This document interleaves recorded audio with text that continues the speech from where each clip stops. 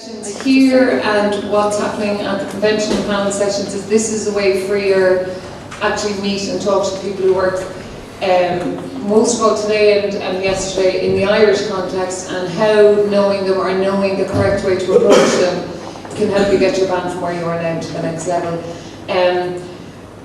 I said this yesterday and it was all very nice and everybody got on really well. This probably isn't the forum to ask anyone in particular up here why they're not picking your band and why they're not booking your band. Rather have an open mind and conversation about how they go about picking bands for what they do, and you know what that means in terms of being a band, how they find you, what kind of music they're into and not into. And someone was saying yesterday after the radio panel, sometimes they're just not that into allegedly. So it's been filmed again, so I'd ask you to swear as much as you want because it's only going up on our website. So it will be available just to watch back on HWCH11 from next week, like all the other bands. So we're just going to start off, we're going to get to the floor pretty quickly. So I'd like if the panelists could just basically very quickly introduce themselves, who they are, what they do, and your kind of maybe top 2 tips when looking to book a band for your festival or venue or any other activity you do. So Shane, could we start with you? No, it's not even on this. We couldn't get Shane and then we could, but we didn't have time to put him on the slide. But we did have, we made you a name plate. You got me a name plate, so it's okay. My name is Shane Dunn. I run a company called Current Music. Probably the biggest thing we do is run a festival called Independence in Cork. It's a small 5,000 capacity festival. This year we have Sick Editors, Coronas, Therapy, Ash, 100 bands. I also recently booked the Display Theatre in Cork. I just started working kind of full-time with doing their production management, so that's what I do. Top 2 tips. The first thing is don't send an email to Independent saying you'd love to play Castle. We get on very well with Susanna and all the rest, but I think a lot of acts copy and paste stuff and send the same thing to everybody, and that's an automatic delete. And secondly, when you're sending in CDs and stuff, I think put your contact details on the CD, because we get so many of them. If you put it on the cover or on the, on an insert, the CD comes out, the CD's on your desk, you don't know who it came from, so you need to listen to it, whatever. So they're 2 very simple tips, but ones that are words that people like me. Carl. Carl Garrity, I run the Workman's Club. Right, sorry, just for the filming it, could you talk with the mic?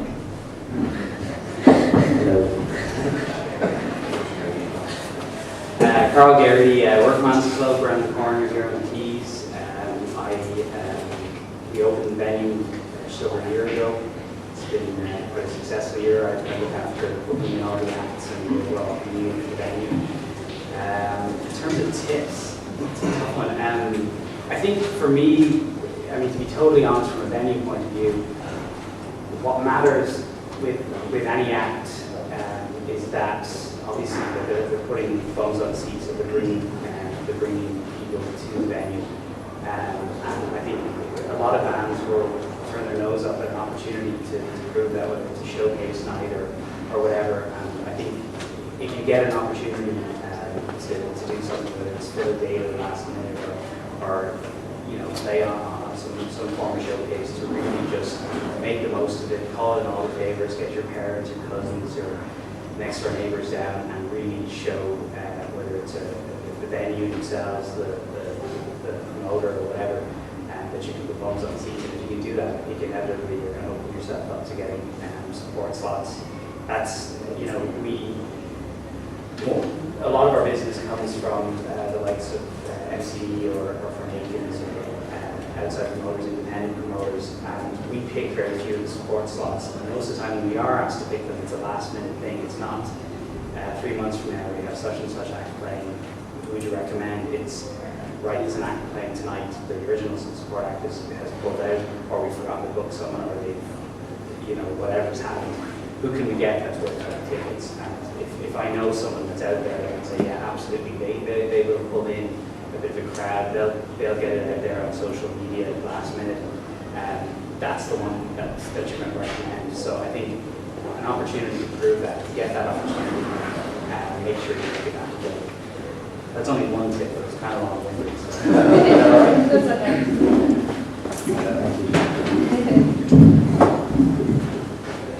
My name is Googie. I'm one of the owners of the Roisin Dove in Galway. I handle all the live music booking for the venue. I run a club night called Strange Brew, which has been going for 9 years. Which has been sort of a springboard for a lot of the smaller bands to go from free shows to paying shows in Galway anyway. I also do bookings for the Galway Arts Festival, the Galway Arts Festival Big Top, and a few other things like that.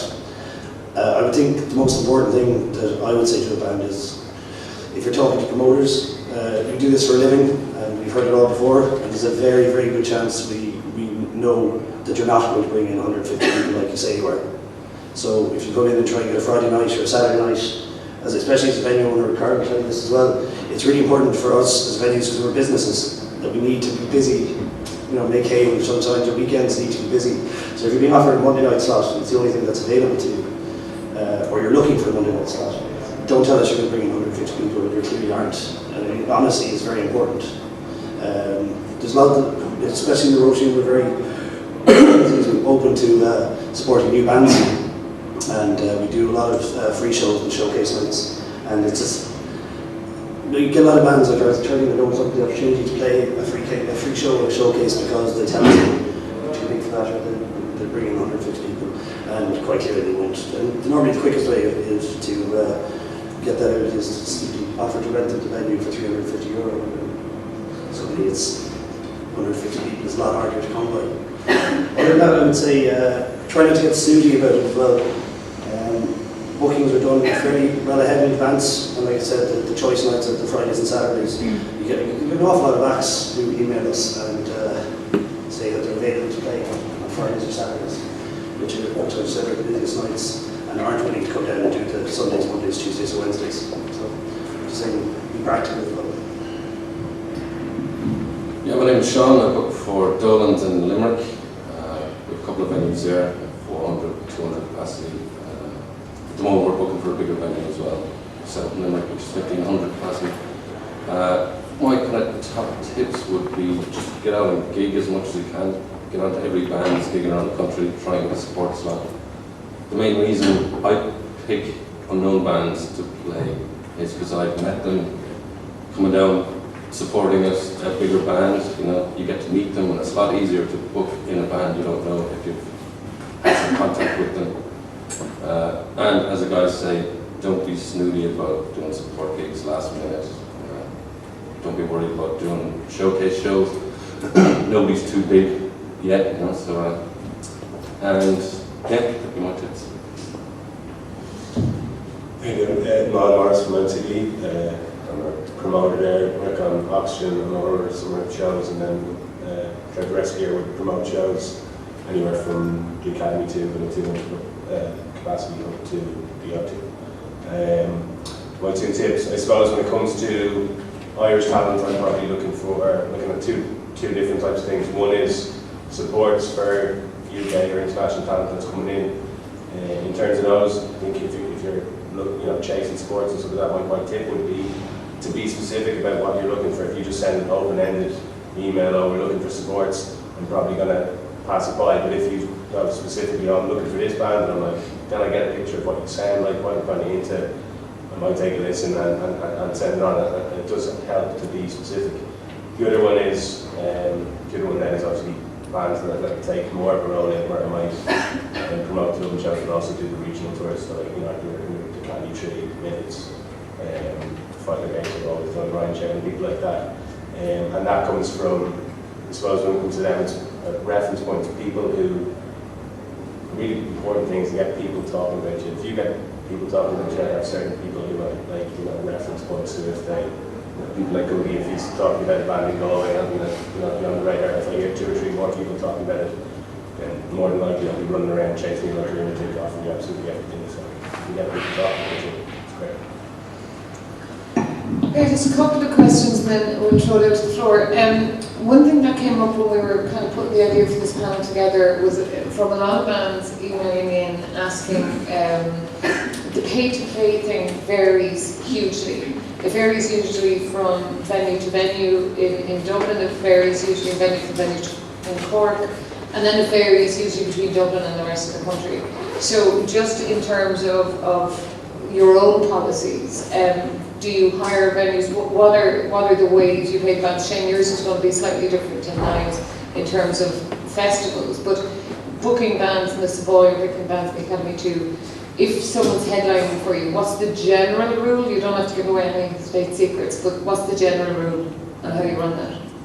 Well, we took over Roaching first, and we had sort of no rental policy, but that's because we were, I think, initially just trying to put our own stamp on it, and it's a sort of level of artistic control over what goes into the venue as well. I mean, I know places that are available for rental, but not everyone can rent them. You're not going to rent it to something that doesn't fit the ethos of your venue. We do very little of the rentals or pay-to-play. I suppose it's the same thing. Generally, it's bands who either hassle us a lot and really want to gig, and our budget is too tight to put them on as a free show, and it's not worth it. We have a person I think we're trying to aim for that we got maybe renting a venue. And what would happen then is they'd be in charge of the VAT. They cover the costs basically of the engineer, the cashier, and I mean the rental fee for us goes from anywhere from 150 to 350 euro depending on what's going on. And then they keep the door. They keep the full door, yeah. And we also, we include them in all our promotion, all our ads, our mailing list, which is 30-something thousand people now. And also we have the accommodation available as well, which is included in the rental fee. So I mean, like I said, we do very little of it. And in our upstairs venue, we told about 60 or 70 if a band wants to charge in there. We offer that rate for free. But if a band wants to charge in there, we'd have to keep the full door. Okay. Just with the Savoy, I suppose we do a lot of rentals, but what they tend to be is like where you would have a promoter like Owen or Jared and Cypress Avenue who've done, for instance, the Coronas or Villagers or Lisa Hannigan from the time they were doing free shows in York, up to the next level of a stage show in Cyprus, and now they're at a level where they can sell 1,000 tickets in Cork or 2 nights of 1,000 tickets in the, I suppose, the case maybe Coronas, that their venue is too small. So like you would do with the Black Box, so they're doing, the promoter themselves are doing rentals because they've built up a long-term relationship with this act.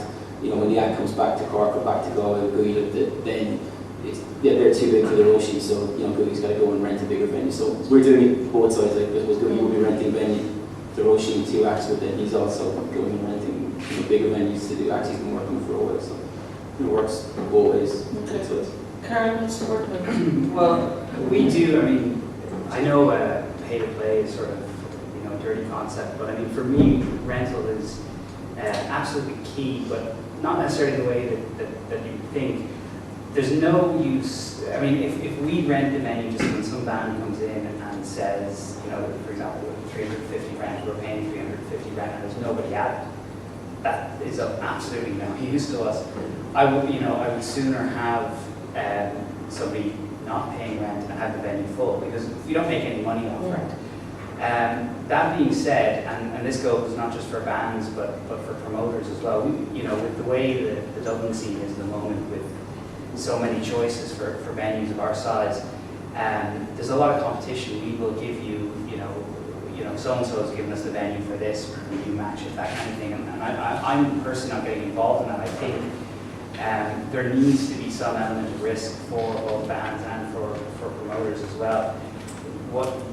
I think if there's nothing to lose, I think you run the risk of bands, turning up. There's no posters. They haven't done anything. I think you need to be partners in it to some extent. So there needs to be a reason for them. And granted, not all bands are like this, but for some bands they are. You don't hear anything about the show beyond what you're doing. You're chasing them for a press release. You're trying to get a pick. You're setting up. We've got entertainment architects that do our PR. So there's an opportunity for a good PR push, and you're chasing people to get it. It shouldn't be like that. We should be partners in it. And to me, the rent is a little bit of that. It provides an incentive if they need one to really make sure that they're selling X amount of tickets. I think the point Cookie made about somebody coming in and saying, I will get you 150 people, and you say, okay, well, the rent is 350. Well, how are you going to get that? Well, you've got 150 people coming, it doesn't take very much, exactly. And there is a sense of put your money where your mouth is. There are opportunities. I mean, we don't just do rentals. We will do with more established acts. Obviously, we will do guarantees and whatnot. And at the other end of the scale, that we were talking about before, the sort of the showcase idea. We don't have one this autumn, but until now we would have one on a Monday night. The most recent one we ran with the Spirit of Folk Festival. It was a competition to get a slot on the Folk Festival. Before that, it was a new band competition run by my colleague Karen. And a lot of people going, I'm not going to get anyone out on a Monday night. And you're saying, well, look, this is your opportunity to get in there. It's not going to cost you anything. You're not going to have to pay for the engineer.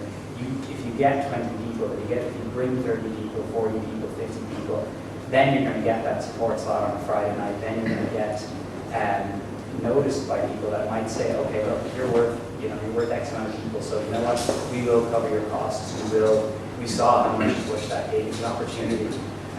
But until someone proves what they can do, it's very hard for a venue to take the hit and cover the costs and take the risk that perhaps there's nobody there.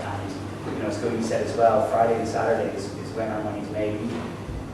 If we have a bad Friday, we have a bad week, so we can't afford to have that happen. We need to make money when it's out there, because we're not doing it on Sundays, Mondays, Tuesdays, and Wednesdays. When we started, we tried not to do any rentals, for a couple of years, and we would always do door splits and guarantees and all that. And it seemed to be working fine for a while, but then when you look back over the year, the costs for the venue, every time you open the door to the venue, you've got to pay a sound engineer, a cashier, security, whatever you need for that night, So then with the smaller venues, we started doing rentals, just to try and put the onus on the band, to try and push the gig as much as the effort you're going to put into it and the money you're going to put into to open the doors. It seemed to work pretty well, so instead of just doing a door split with a band, if they have to make sure they need 20, 30 punters in just to cover costs, it seemed to work, And if you can't get 20 or 30 people in, I don't know, is there much point going to around the country doing, trying to do a gig, So, my take. Our spaces are slightly different.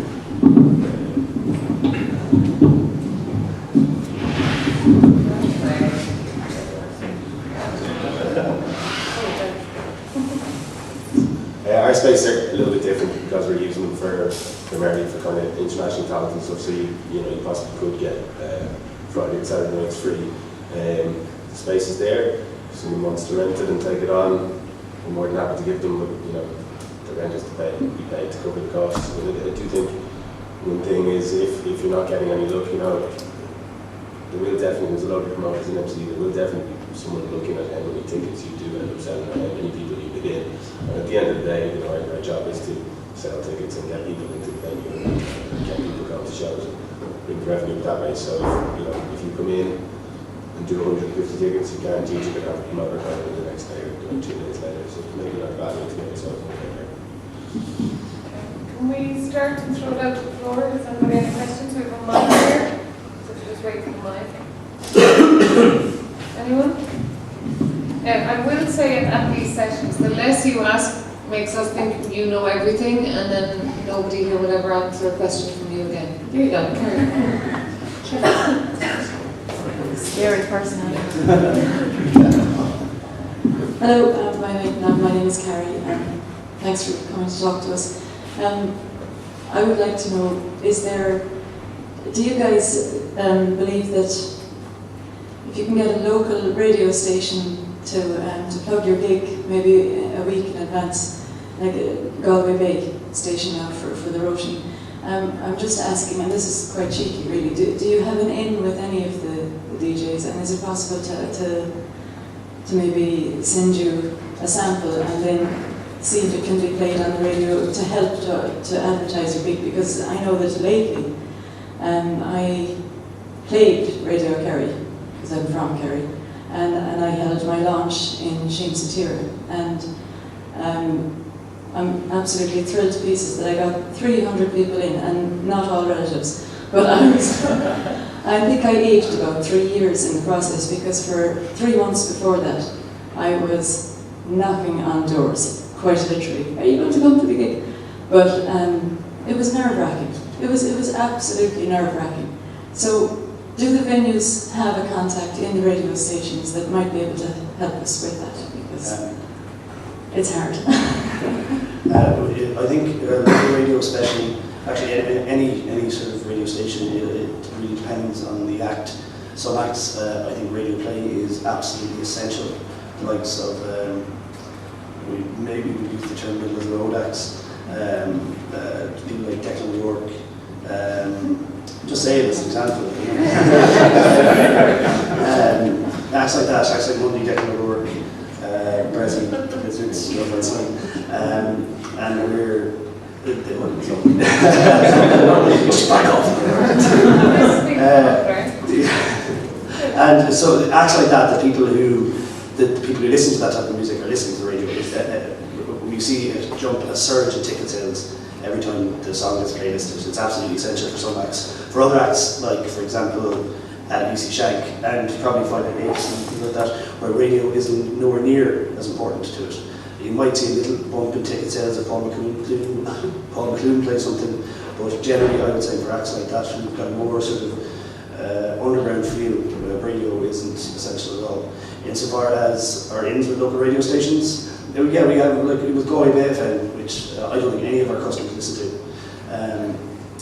We have a good relationship, they're always playing stuff. The technical works and things like that, and they've got that new project with East as well, which is Play Irish, which is a dedicated 17 minutes a day or something, 17.2 in David's thing, daytime radio play for Irish artists, which would be very important. But also, you have to remember that 17.2 minutes is artists that are already on the playlist. Yeah. So, I mean, it all depends on the radio station. Insofar as well as it's very important for the artists to approach the radio stations themselves. Because if we do it, it's just, look, like trying to get a free ad, and they're going to hit us up for money.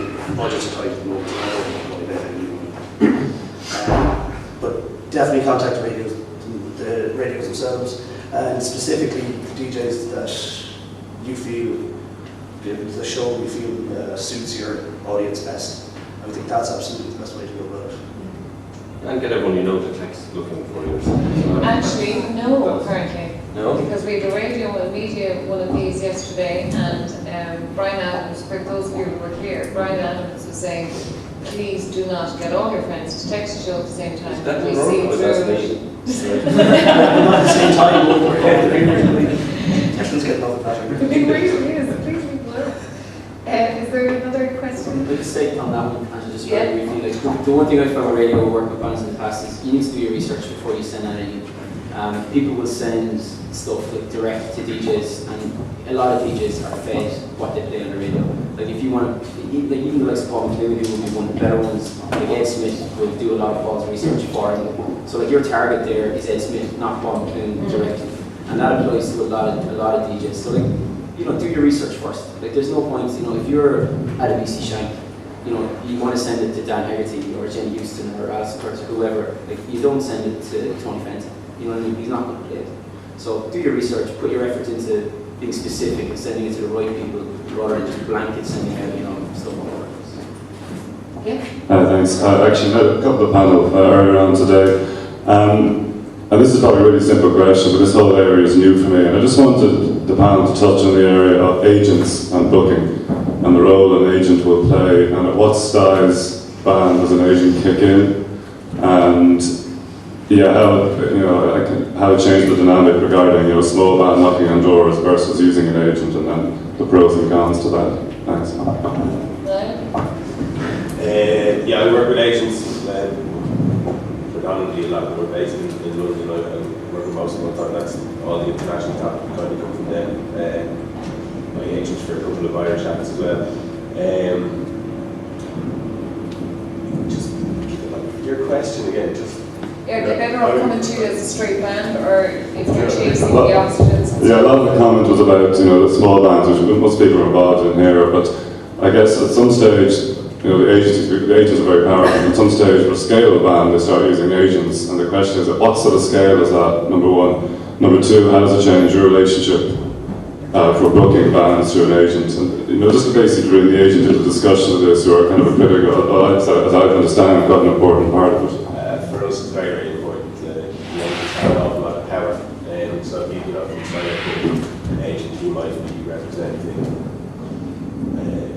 Black Eyed Peas or whatever. So obviously there's a lot of leverage there, and things will happen. It's a hard thing to do. You don't see a huge amount of Irish acts getting signed to UK agents, but I mean, if the opportunity does ever arise, it's something definitely we jump at, because it does change. They do have a lot of power. Most of them, if it's not them, their agency might have a lot of power. So, yeah, I do think it's quite important. Definitely for the UK. Can I extend that question actually to people like Ruby and Sean, and to a lesser extent, do you find that bands you've helped to break and then they get to a stage and get an agent, do you find it harder then to get them back in the routine, or they work with them? You see, I think like Carl and Sean would agree with me on this. There's an awful lot of acts that we work with that we've sort of grown up with that over the last 6 years, like I say, 5 gigs in the Roisin. They did their first gig outside Dublin in the Roisin, and we sort of been with them every step of the way. And at the start, it was, in that case, Niall was working as their agent, or came on board as their agent, and that was fine because it didn't really change the dynamic at all, and they were happy to give in with the 10% of the show. That's all right. Just to clarify, I wasn't File Gates agent, I was acting on behalf of their UK agent. Anyway. I was not charging anyone 10%. I did not know that word. I think with the Irish bands, very few Irish bands end up signing to UK agencies, and especially in the circuit that there is in Ireland, there's like a kind of a personal relationship that develops between promoters and bands, and it gets kind of strange. I've seen it happen an awful lot where bands take on agents or managers in Ireland, and just to get rid of them 4 months later after a disastrous tour. We see it happening a fair bit. So I think just exercise a fair bit of caution when engaging manager agents. And I mean, especially in some kind, if you're giving away 10% or 15% of your 500, 600 euro or 70 euro or whatever it is, you want to be careful that it's being spent correctly, or that you're spending it wisely. Sorry. Yeah. Just to get back to it, I've been touched on it already. The one thing where an agent, especially UK hands and UK agent, can be very helpful is with touring festivals and stuff, because they have the power. So like, an agent in the UK might also have on their roster, acts that are playing arenas, right up to stadium shows, who are playing, across all the festivals and in the UK and in Europe. So like, if you're also on their roster, you have a better chance of getting really good support slots and getting onto these festivals. So like, that's, for me, that's kind of the one place that they're really, if you can get a UK agent where they're really worthwhile. But the lads are dead right, it's probably even more so Ireland. There's quite a few tin pot operations out there, and it's a really small country. It's a really small business. Really, there's maybe 15 or 20 promoters in Ireland that I trust. I've had agents and managers in Ireland ring me up for independence, for instance, and say, look, we've got this band, and I've never heard of them, just send me through some stuff. Oh no, they're $3 grand. That's the cost, and you should have to have them on your festival. You're going, are you on drugs? You know what I mean? I listen to, I work in this industry, so you hear stuff, you talk to people. I've never heard of your band, and you want $3 grand. And that agent is really only worried about their 15%, and that will do you more harm than good. So yeah, I think getting the leverage assigned to an agent is all good, but it's not very nice to be leveraged against, as a promoter, because you're trying to put on as many. There is that sort of, because it does happen, especially with festivals where you talk to an agent in the UK and you say, look, I want to book, like you said, we had editors this year, like that, this didn't happen, but I'm just saying it can happen, where they say, where they say, okay, yeah, we'll do the deal, I think we can do the deal, you can have editors, but I also want you to take this band, this band, this band, and this band. And, you're kind of going for that. There's the implied threat there. Yeah. There is, you have to you won't get this one or this one. I've got this new band, you'd really like them. I don't think any space. Oh, okay, well, it looks like that other tour. So you got to be careful. You know, but I think probably if you can get yourself a really good agent, especially UK-based agent, or somebody who's at it, you know what I mean, and working on it all the time, it can be, of course, it can be beneficial. But do your research. Don't just walk in blindfolded. And I'll talk to you about that gate that I'm trying to be on here. But do your research. Like do these things all the time with the MMF, and it's always research. Like don't go into stuff blind. You know, make sure you know what you're getting yourself into. Because especially, like I said, they're going to take 10 or 50%. And also the other thing as well about certain Irish agencies, you know if you're well name or history, is that if you look at the rosters, they're very, very similar, if not identical, to other agencies' rosters. We've had myself and I work together quite a lot. We've had a few incidents over the last few years with multiple agents representing brands, which is just fucking nuts. You don't know what these people are thinking. Agents acting on behalf of a band whom they know already has an agent, and booking tours that are going on at the same time. I think one of the things with an agent as well is they're kind of prepared to take on your life career and put a strategy in place and kind of build on a platform. I definitely think we look at some of those agencies that we're talking about and stuff like that where they just seem happy to build the 10% all the time, and they're not really thinking about where you're playing, like what venue you're in, or that's around your single or whatever. There's no service. There's no like an agent will actually, and that's another thing with research. Pick a good agent that will actually go right, get you from A to B, and this is how we're going to do it. What do you think about bands? And this comes up a lot, and I can see a lot of the stuff we do with you guys around the country. And it's, in terms of some of you have very varied tastes, even on this panel. Some of you would be quite similar to each other, but it's a varied lineup. So I think, would you agree that a good bit of advice is if you approach an agent and they say, listen, you're not the kind of music we book, should you then be prepared to use that, that booker or that promoter's ear and say, right, we've been offered this, and that you guys become part of the research even if you're not in the situation to be offering that band gigs? Would you be prepared to be like, well, I didn't do that because this happened there and this happened there? Or is it all very, I think an awful lot of bands feel that there's no one they can ask, no promoter they can actually ask a straight answer from.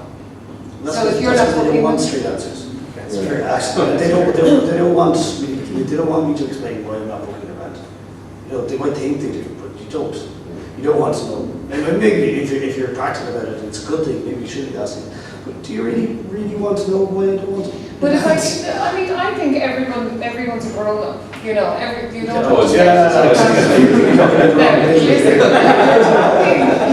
to the person who sent out 400 no's and 100 yeses to a festival, and 400 have every good reason to tell you nothing about music. So I know what you mean, but I'm sure everyone's grown up enough to know, right, if I don't fit in the routine, is there a practical reason I'm not? And I think everyone's grown up enough to hear 30 bands listening to you isn't enough for me to give you my venue. Or, you're hard metal, we book indie. I think you're all grown up enough to hear that, right? Oh, no problem. And then I've no problem.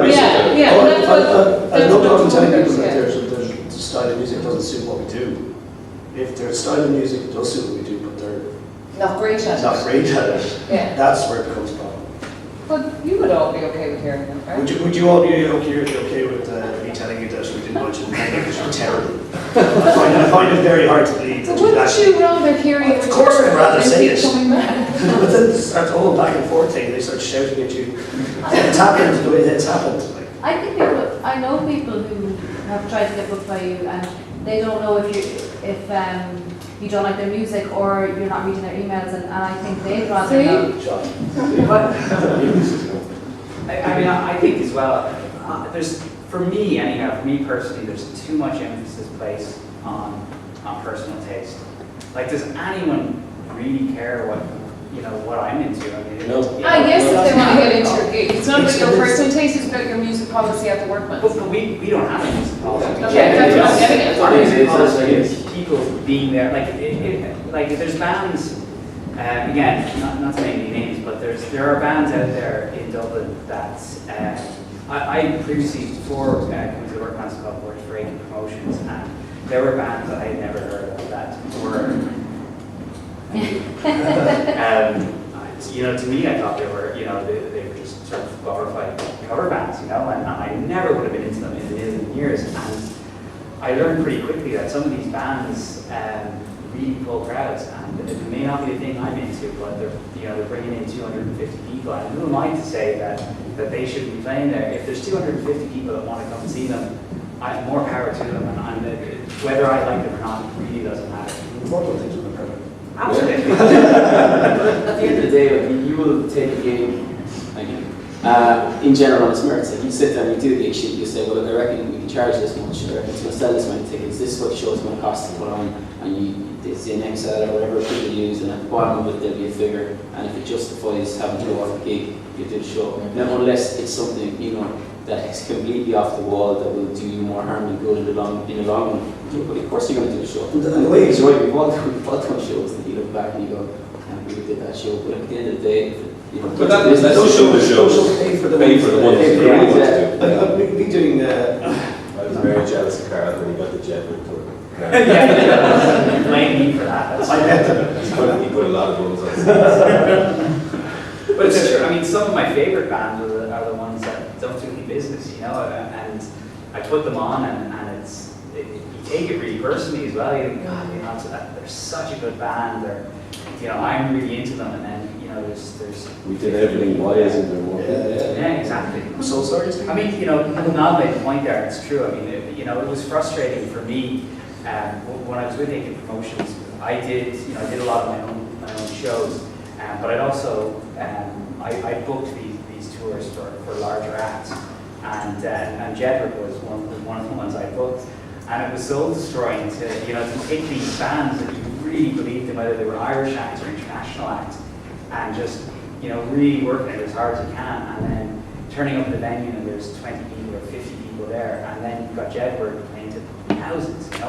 It's soul destroying. It just goes to show that, I don't think taste enters into it. It's certainly not our taste. It's really up to the audience. If you book a venue, there are gigs where you're going to watch the entire gig, and stand there like a fan and watch it all. And there are gigs where you sit in the production office on Facebook as soon as they act on stage. The venue might be full, but but you take a business decision that at the end of the day, it's your company or it's your venue or it's your whatever, and your job is to put people in the venue, pay them the door, and to put money over the bar. And you just have to, you're so advisable at times, but you just have to accept it. That's the industry that we're in. That's what we do for a living. So we've no choice in it really. And sorry, just back to except generous. None of the rest of us would do generous. I've done Barney. Barney was the most profitable show I've ever been involved in. This is film. For the record, I didn't even watch it. I don't have anything against Jedward.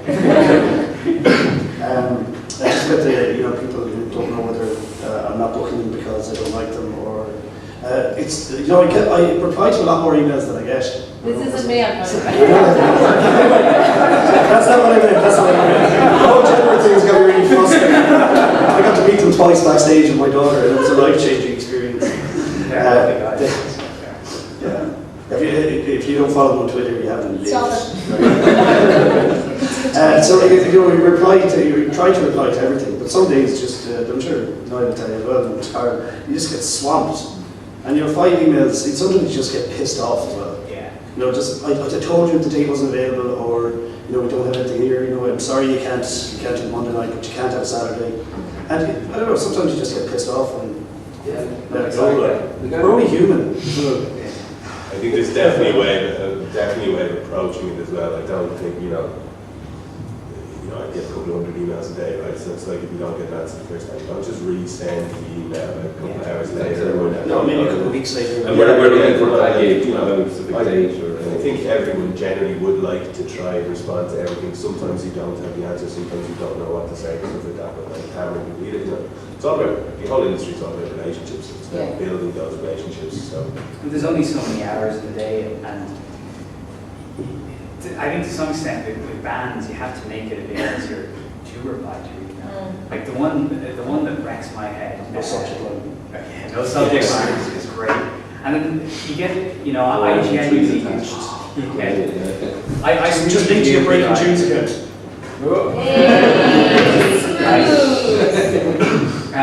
But genuinely, with the best of intentions, I try and reply to as many emails as possible. You know, I'm never going to be able to reply to them all, but I will try and do as many as possible. The one that gets me is, you know, inevitably the biggest question is, how do I get support slots, or how, you know, and I think someone was saying about, you know, I was saying about being as specific as possible. I was talking earlier about, you know, letting people know. My sort of standard answer is most of the shows that are booked into the work bands are put on by someone else, either by an outside promoter or it's a band or a venue or whatever, and you need to chase them up. And the amount of times I get email back that, can I have all of the contact details for any of the bands? Is there anything that, if you listen to my music, is there anything that you think I'd be suitable to? And you're kind of going, like, have you done any work yourself? You know, you need to come in. If somebody says to me, look, what's the best way for me to get a support slot for such and such? You're more likely to reply to that than give me the contact details of everyone doing your venue ever. Yeah, I'm kind of just repeating Carol and Melody, like, but like, I'm clearly not as nice as Carol because like we would go through periods of the year, especially coming up to festival season where you get 100 emails a day, and like if you were level of interest in your own activities to send one email to 100 people, BCC the whole thing, and the first line is, you know, to whom it may concern. If you haven't put in the effort to go and research who you're sending it to know what, you know what I mean, they're selling it, then why should I give a shit about it? And that's like, we might as well not beat around the bush here, you know what I mean? That's the bottom line. Like, if I get 100 emails a day, your email needs to stand out some bit for me to read it, you know, and it needs to stand out even more for me to click onto your breaking tunes, your SoundCloud or whatever, and then even more again for me to spend 5 minutes listening to it. And that's the bottom line. So if you're just sending generic emails, and what about BCC? Learn to use BCC. I won't send it with 100 other people's email addresses in CC like it is. That pisses me right off. I like one of my favourite ones is when I get emails and it's prevent2w@russianduff.net, which is my email address. And the first line of it is to Guigi or dear Guigi or Guagi. Just fucking wrote the email address in the address bar. How difficult is it to spell it correctly? And that's not a big deal. Well, the thing is, it is a big deal because you're getting 50 of them every day. You know what I mean? So that's, you know, again, it's like you already spelled my name wrong today, so I'm not even reading the rest of it. And it's very simple, guys. But if you don't put in the effort to do it right, why should we give a shit about it? And that's. The other thing that I lately seem to be an epidemic is people that won't even send an email. Like in the workmans, we get you know, people ringing the line all the time. And I got one the other day, and I rang the guy back, and we kept missing each other. I left him a voicemail. He was obviously looking for dates, and I said, just, you know, send me an email. But he couldn't even do that, and he kept ringing me again and again, and I'd be in the meeting, and I'd ring him back. I just think, you know, all you have to do is send an email. I will reply. I'll do my best to get back to you, but just try and make it as easy as possible because, unfortunately, there are a lot of people to get back to. We have about 10 minutes left. Are there any questions? And no matter what question we have, someone else in the room wants to ask it. So, do just throw it in. We've only got 10 minutes to get back up to our emails. Just a pretty simple question for all of you. You're talking about getting contact from bands and their first introductions to music. Like, what would each of you say would be the dream contact from a band music-wise, as in CD and MP3, like maybe just one word? Breaking tunes, breaking tunes, SoundCloud, Bandcamp, something like that. Don't fucking send CDs. No CDs. It's horrible. I'm so glad they're gone. Don't put sweets and shit either. That's really annoying. Please, handle, we're all like, yeah, send us stuff. Oh, something else. It was cute 10 years ago. I'm fatter than all the lads, you can send me sweets.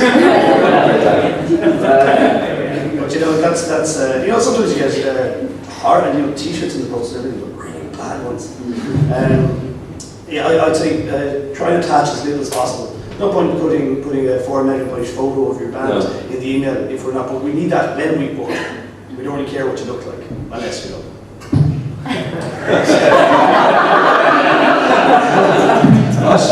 45 minutes we managed to struggle. I'd say definitely link to a site your website, Facebook, And be as detailed as like what you're looking for. You look for support, you look for headline gig, what dates you're thinking about. Not just an opening that we'd like a gig. And if you link to your website, have your website updated. Like it's amazing how often you get, we're looking for a gig, we're doing a tour, and you know, next Tuesday we're playing such and such. You know, if you'd like to come and see us, if you're down wherever. Here's a link to our website, and you can click on the website. There's, you know, a show from last August is on there. There's so many good free, like they do Facebook, Break the Tunes, Bandcamp. They're all brilliant. You don't actually need to spend money on a website. You get decent YouTube footage as well, but like decent footage. So don't send it. Bad audio. Somebody did on their phone. If you got something decent, YouTube's good when you kind of get it all. You know, you get what it sounds like, what you don't Yeah. Just a very quick one. On the opposite to, you know, Dear Shane, I don't play Casablanca. Do you appreciate when a band says, Dear Shane, I was at your festival as a punter last year. Hi Carl, I went to see such and such that you put on, well done. And you know, a personal. Good manners cost nothing. Yeah. Does that bump people up? It's absolutely. Of course, it's all about relationships, like God says, and if you start off good manage, especially email, it's not difficult to be polite. Most promoters are punchy egomaniacs. Makes a lot of smoke with their eyes, so they'll get a good result. Yeah, that was a great gig we did last week for the venue. All the shit like that's great. So we have time for one last question. Seriously, it's the most silent room I've ever come across in my life. Hi. Hello. Just wondering, it's very, very rare that a gig is carried live on the radio. I remember seeing Dirty Epics, their gig was carried live from Whelan's, and Five Gate was carried live. One was on Band and one was on 2FM. Just, do you have any opinion? Is it the bands just aren't interested, the radio stations aren't interested, or is it technically very expensive to do? It's very expensive. Is it? We've done a lot of OBs down in Roisin with Today FM, Paul Clean's done, Tom Dunn did a few back in the day, and it's very expensive. And especially some of the large bands won't like to do it anyway. But it's very expensive. If it's a show you're charging into and it's taking up a bit of your space, so you can sell less tickets, and it's probably adding €5 or €6 to the price of the ticket. Okay. We were due to have two Just so people can stay FM. home not paying. We were due to have 2FM, 2XM here this weekend, and the OB costs meant, because all their programs are being, you know, the funding is shrinking, just the OB element meant they couldn't. But if you're around, very good plug for us, airtv.ie over the coming weeks, but live tonight. Dominique's here, his gig went live last night. And one of the original founders of Hard Class Heroes can't make it this year, and he sat in Berlin and hotel and had a drink and watched 8 of the Hard Class Heroes bands play from the Grand Social last night. So while OBs are very expensive, streaming is becoming less and less so, and this is the first I think channel that I know of that will be, one of their channels is going to be dedicated to streaming live Irish gigs, so maybe follow that up after the event. You were saying that it's with the YouTube tips, high quality. Is that being hosted afterwards or just streamed? It's going to be their only, AirTV are launching as a television site, and it's going to be their only music channel for the foreseeable future. So it'll be, so they're filming all 100 gigs, but just there are 1 or 2 others streaming live that they can manage the capacity for, that the venue can have the right broadband, but that will stay up. So again, you could link from your Break the Tunes or your Facebook to that, and it's HD. If there's anyone out there, we were talking earlier about you know, an opportunity to improve yourself. I've had cancellation for next Thursday, so I'll give them free venue rental and they can have a chat. Okay, seriously, who's here? Johnny, do you want to give next week? Seconds? No. No, not me. Next Thursday night, and so there's Dorothy, Johnny, who I've else had is Dorothy here? before. She's great. Who else is here? Band Boys, shout out to Band Little Lexus Fries. Little Lexus Fries. I saw them last night Do you want to get at Mercantile. There's 5 of them on stage. Their harmonies are stunning.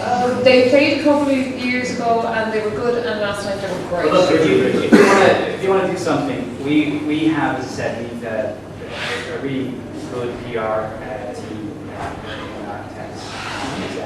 we will make sure you get a push. The story could be fresh off Hardware Class. Exactly. If something, we will make sure we throw everything out. It's a one-off opportunity. That's it. What about Russian dubs? Next Thursday, no, I think the Minutes are playing next Thursday, and the Thursday after that it's Strange Brew's 450th birthday celebrations featuring Tyrannic Sermon. Where would one find, if one were based in Dublin, where would one find Strange Brew tonight? In the Workman's Club after the Galaxy. Is that part of Hardware I'll Class be playing Heroes? all my favourite Irish bands. And is that part of Hardware Class Heroes? It's part of Hardworking Class Heroes 2011. Check us out at www.hardworkingclassheroes.com or breakingtunes.com. Okay, I'm going to wrap it up here, guys. I think your frankness is very, very much appreciated, as is your time. Shane, Carl, Louis, Sean, and tonight. Thank you very much.